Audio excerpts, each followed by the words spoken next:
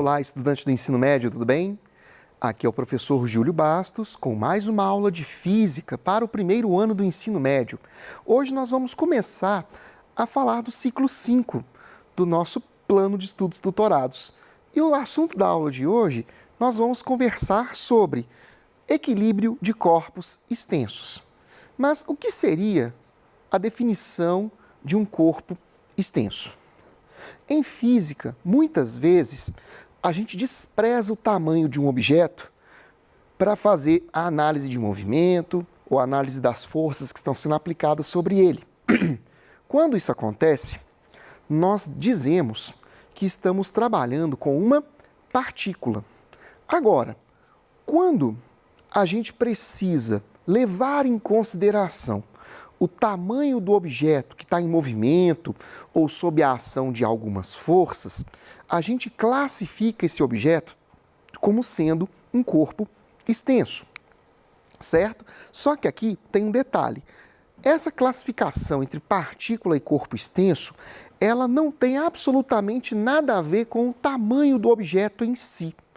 Na verdade, para a gente poder definir se um objeto vai ser considerado partícula ou corpo extenso, a gente tem que analisar qual é a situação problema e qual é a dimensão deste objeto dentro dessa situação problema. Então, às vezes eu posso falar de um carro considerando ele como uma partícula, ou o mesmo carro, em determinadas situações, sendo considerado como um objeto extenso, um corpo extenso, ok? Então, hoje nós vamos começar a falar aqui da ideia dos corpos extensos, ou seja, o tamanho destes objetos precisa ser levado em consideração na hora de fazer a análise, ok? Bom, e aqui eu quero apresentar para vocês um conceito novo. Já que eu vou falar de corpo extenso, a gente precisa trabalhar com algumas informações adicionais, além daquelas que a gente já viu nos ciclos anteriores, como velocidade, aceleração, força. A gente agora vai começar a trabalhar com outras questões, como, por exemplo, a grandeza física chamada de torque. O que é o torque? Eu costumo dizer para os meus alunos que essa grandeza ela está diretamente relacionada com a capacidade que um corpo extenso tem de girar a partir de um ponto de apoio. Esse ponto de apoio pode ser das mais variadas configurações, mas talvez o melhor exemplo que a gente pode considerar, que todos vocês têm na casa de vocês, seriam as portas dos quartos, da sala, porta de entrada. Todas elas se movimentam baseadas na ideia do torque. Talvez vocês não tenham parado para pensar muito sobre isso, mas vou colocar uma pergunta para vocês refletirem aqui agora. Vocês já pararam para pensar por que as maçanetas das portas elas ficam do lado oposto aonde ficam as dobradiças? Por que tem que ser dessa forma? Por que, por exemplo, não posso ter uma porta onde a maçaneta está no meio dela, geometricamente falando? Será que tem alguma explicação para isso? Conseguiu pensar alguma coisa, estudante? Isso tem relação direta com o conceito de torque que eu vou apresentar aqui para vocês hoje.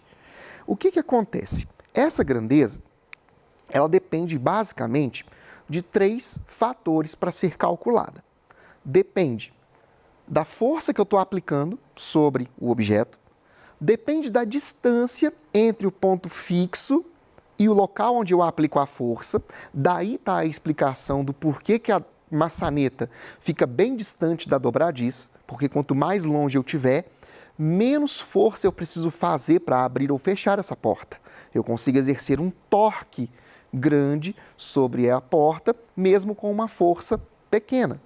A mesma coisa acontece, gente, quando eu pego uma chave como essa aqui, uma chave de boca, para a gente poder desapertar ou apertar parafusos. Quanto mais extenso for esse cabo aqui, ó, maior será a minha distância do ponto fixo até o ponto de aplicação da força. Quanto mais distante for esse ponto, menos força eu preciso fazer para exercer o mesmo torque. Vocês também já podem ter visto uma situação parecida com essa aqui em borracharia. Às vezes a pessoa vai trocar o pneu de um carro e aí ela pega a chave de roda e coloca um cano para alongar o cabo da chave. Para que ela está fazendo aquilo? Justamente para aumentar essa distância aqui. Se eu aumento a distância, eu vou fazer um torque grande com uma força pequena. Esse princípio é fundamental para a gente entender funcionamento de alavancas e o equilíbrio dos corpos extensos, que a gente vai discutir na aula de hoje. Apenas para a gente poder completar, tem mais uma informação que deve ser levada em conta, que é o ângulo entre o braço da minha alavanca e a aplicação da força. Normalmente, a gente considera, para efeitos de simplificação, que a força atua numa direção perpendicular ao braço da alavanca. Dessa forma, esse seno de θ que está aparecendo aqui na minha expressão fica igual a 1. Então, eu elimino aquele termo para ficar mais fácil de trabalhar matematicamente, tá? Mas se, por exemplo, eu aplico uma força assim e a mesma intensidade de força assim, no primeiro caso eu estou produzindo um torque maior do que no segundo. Ok? Só para vocês entenderem o que está acontecendo aqui quando a gente está falando dessa grandeza. Vamos partir para a próxima parte, pessoal? Olha só, aqui uma figura mostrando exatamente a ideia do torque que eu acabei de apresentar para vocês. E é importante eu falar uma coisa aqui em relação a uma convenção que é adotada na física. Toda vez que uma força é aplicada sobre um corpo extenso, produzindo torque, se o giro deste corpo for no sentido horário, vamos dizer que esse torque é positivo. Agora, se a força aplicada produzir um giro do objeto no sentido anti-horário, aí nós dizemos que o torque tem sinal negativo. Isso é importante, eu vou mostrar daqui a pouco, em exemplos que envolvem a alavanca, porque a gente vai ter um lado da alavanca realizando um torque positivo e do outro lado eu vou ter um torque negativo, para que eu consiga manter esse conjunto em equilíbrio. Beleza? Continuando então, gente, agora eu quero falar um pouco sobre o que nós chamamos de condição de equilíbrio. Nós falamos um pouco dessa ideia também lá quando eu estava falando sobre as leis de Newton no ciclo 3. Né? Não sei se todos vocês vão se lembrar, mas a primeira lei de Newton, também chamada de lei da inércia, ela diz o seguinte, que um corpo que esteja em equilíbrio, ele vai estar parado ou em movimento retilíneo uniforme. E o que nós chamamos de condição de equilíbrio naquela oportunidade? Nós dizemos que ou não tem nenhuma força sendo aplicada sobre este objeto, ou que o somatório das forças aplicadas era igual a zero. Porém, a gente naquela oportunidade estava falando apenas de partículas. Nós não estávamos ainda falando de corpos extensos. E aí, a gente precisa pensar um pouquinho sobre isso. E eu vou mostrar um desenho aqui no quadro para vocês entenderem aonde eu quero chegar. Só um instante, deixa eu abrir aqui. Para vocês entenderem um pouco melhor. Imaginem a seguinte situação. Eu tenho um objeto qualquer, um objeto aonde eu vou aplicar duas forças sobre ele. Duas forças em sentidos opostos e com a mesma intensidade. Vamos dizer aqui, ó, que F1 seja 10 newtons e F2 também seja de 10 newtons. Do jeito que está ali no quadro, pessoal, esse corpo ele estará ou parado ou em movimento retilíneo uniforme. Por quê? As duas forças estão atuando mais ou menos próximas, passando perpendicular ao centro de gravidade desse corpo. Então, aqui, apesar de ser um corpo extenso, não acontecerá nada, não haverá nem movimento, ou se tiver em movimento, vai ser um movimento com velocidade constante. Agora, vamos mudar um pouquinho só a posição daquelas duas forças ali. Eu vou usar o mesmo desenho, só que eu vou apagar isso aqui, ó, rapidinho, Epa, apaguei um pouquinho do bloco também, mas vamos corrigir isso aqui. Aqui, ó. Vamos imaginar agora que as duas forças aplicadas estejam dessa forma aqui. Ó. São as mesmas duas forças, F1 e F2, com a mesma intensidade, de 10 newtons cada uma. Nesse caso, aluno, o nosso corpo vai permanecer parado ou em movimento retilíneo uniforme?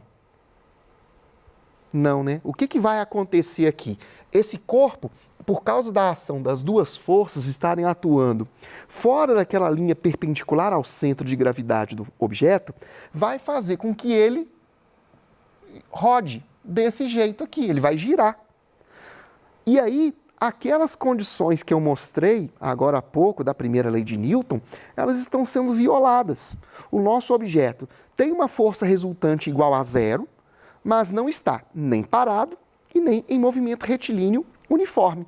Então, peraí, quer dizer que Newton estava errado quando ele afirmou aquilo para vocês?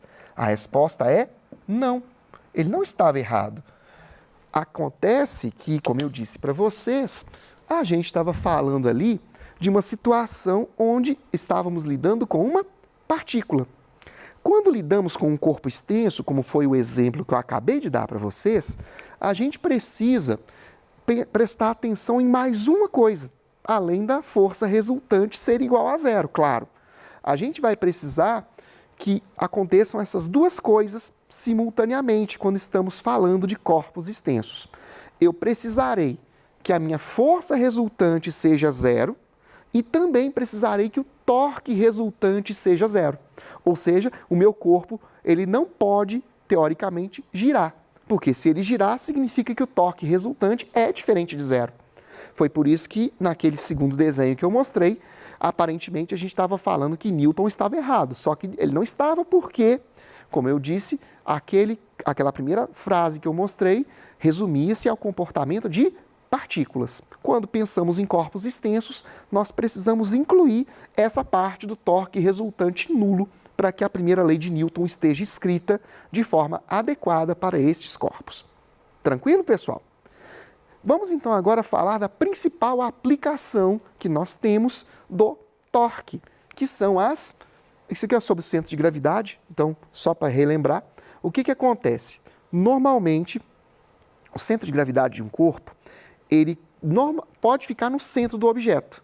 Isso a gente costuma falar quando o corpo é homogêneo. O que seria um corpo homogêneo?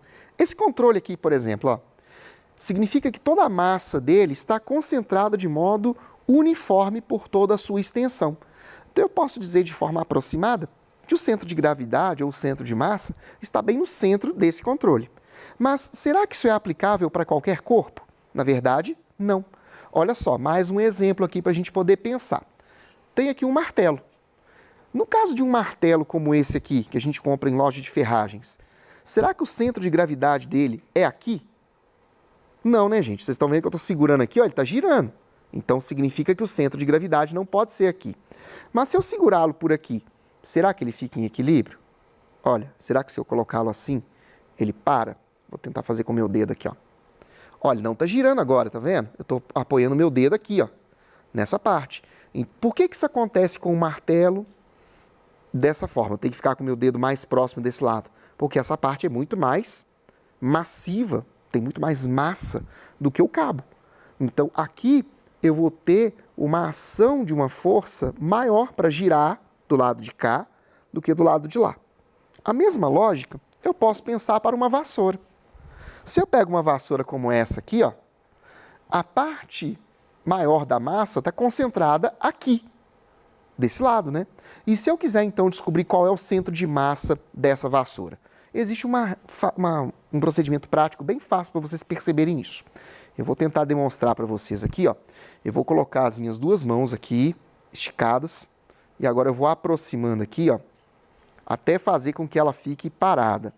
Ok? Aqui, ó, tô fazendo aqui devagarzinho, ó, aqui, ó. Tem que ser um pouquinho mais para cá. Aqui, ó.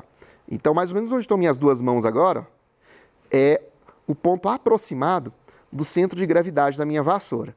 Percebam que eu estou muito mais próximo agora do da parte mais massiva da vassoura do que do centro do cabo, né? O centro do cabo, se eu colocar a mão aqui, ó, a vassoura roda, porque há uma capacidade de rotação aqui. Beleza? Bom, como eu disse para vocês, agora eu quero falar um pouquinho sobre alavanca. E o que é uma alavanca? Basicamente, nós estamos falando aqui de um sistema, que a gente chama de máquina simples, aonde eu vou aplicar uma força sobre um objeto, normalmente com um efeito multiplicativo. Eu vou aplicar uma força pequena num lado da minha alavanca para poder ter uma força grande do outro lado. E toda alavanca, ela possui 3 pontos básicos, que são o quê? Nós temos o ponto que chamamos de ponto de apoio, ou ponto fixo. Nós temos o ponto aonde a força está sendo efetivamente aplicada por você, que nós chamaremos de potência, e o ponto aonde eu quero que aquela força atue na prática, que é o que nós chamaremos de resistência. Então, prestem atenção, estudante. Nós temos, então, ponto de apoio, ou ponto fixo, ponto potência e ponto resistência. O que vai mudar de uma alavanca para a outra? Basicamente, é a disposição destes 3 pontos. Como que eles se organizam na alavanca. E é a partir dessa organização desses 3 pontos que a gente vai classificar uma alavanca entre interfixa, interpotente e interresistente. Eu trouxe aqui alguns exemplos para mostrar para vocês de cada um desses 3 tipos de alavancas. Eu quero mostrar aqui agora. Olha só, uma alavanca interfixa, ela vai ter o seguinte, observem aqui na minha mão, eu estou com uma tesoura. Eu tenho o ponto fixo, que é aqui, ó, na junção das minhas 2 lâminas. Eu estou aplicando a força do lado de cá, então a potência está aqui. E desse lado aqui, onde a força efetivamente está sendo aplicada no objeto, é meu ponto de resistência. Pode ser uma linha, pode ser um pedaço de papel, pode ser uma carne. Eu trouxe uma tesoura de cozinha, né? Então pode ser um pedaço de carne que eu estou cortando, alguma outra coisa. Então, potência do lado de cá, ponto fixo no meio e ponto de resistência do lado de cá. Então, como o ponto fixo está no meio, então por isso que ela é chamada de alavanca interfixa. Beleza? Um outro exemplo que a gente pode citar de alavanca interfixa são aquelas balanças de prato que a gente às vezes encontra em mercearias mais antigas. Lá você tinha uma haste comprida, 2 pratos, um em cada extremidade, e você coloca coisas de modo que aquele braço de alavanca se equilibre. Ali também temos um outro exemplo de alavanca interfixa. Beleza? O segundo grupo de alavancas que nós temos são as alavancas interpotentes. E aí eu trouxe alguns outros exemplos diferentes. Ó. Eu trouxe um pegador de salada e um grampeador. Ambos são alavancas interpotentes. Por quê? Olha só. Aqui, ó, eu estou aplicando a força no meio entre o ponto de apoio e o ponto de resistência. Então, agora, ponto fixo está aqui, ponto potência está aqui, onde eu estou mostrando com os dedos, e ponto resistência está desse lado aqui. Então, como o ponto de aplicação está no meio, então a alavanca interpotente. Aqui nós temos esse exemplo. Num grampeador é a mesma lógica, né? Fica até mais fácil de ver o ponto de apoio aqui, né? E o ponto de resistência aqui. E uma vassoura também é uma alavanca interpotente. Olha só, quando você vai varrer alguma coisa, o que está acontecendo? Ó, a mão que está exercendo a força é a mão que está aqui embaixo. Ó. É a mão direita, no meu caso, né? Ponto fixo, a minha mão esquerda, que está segurando a vassoura, e ponto de resistência, a própria vassoura, onde está o pelo aqui embaixo, né? Então, vassoura, rodo, são exemplos que nós temos de alavanca interpotente. E para finalizarmos, a alavanca interresistente. A interresistente, o que eu tenho? Ponto de aplicação de força de um lado, ponto de apoio do outro e ponto de resistência no meio. Aqui um espremedor de limão, por exemplo, ó, se eu fizer assim, ó, a resistência está no meio, por isso que é interresistente. Ok? O que acontece, queridos? Só para a gente poder finalizar. Em qualquer situação que envolva uma alavanca, a gente tem que analisar aquelas condições de equilíbrio de corpo extenso que eu mostrei. Força resultante zero e torque resultante zero. Bom, gente, agora eu estou terminando a minha aula de hoje. Façam os exercícios propostos no PET de vocês, procurem mais exercícios nos livros didáticos que vocês tiverem acesso. E qualquer dúvida que vocês venham a ter, mande sua pergunta para mim, que eu terei o maior prazer de responder aqui no ao vivo. Bons estudos e até a próxima!